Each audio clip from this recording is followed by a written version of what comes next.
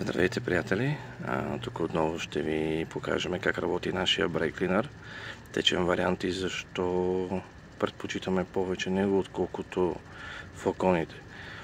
С този тип пулверизатор, който лично съм го тествал за фърляне, удряне, течности и така нататък, единственото, с което трудно работи или почти не работи и има проблеми, това е курсалин.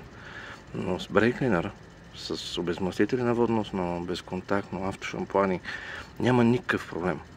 И това е супер. Отделно има няколко варианта на магла, тънка струя, дебела струя и пръска до 3 бара налягане.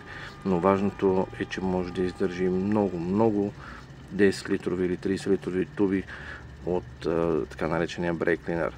Сега в момента тук, както виждате, е доста маслено. Ето, показвам пръсване. Разбира се, аз винаги съветвам да се пръска на тип магла.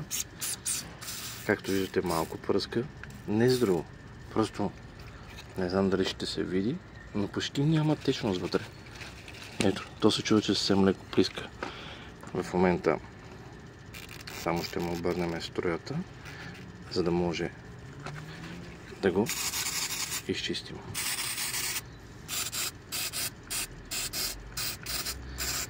И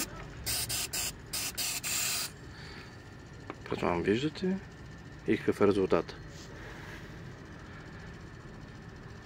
Вече вие сами си преценете. Брейк клинър, течен или флакон.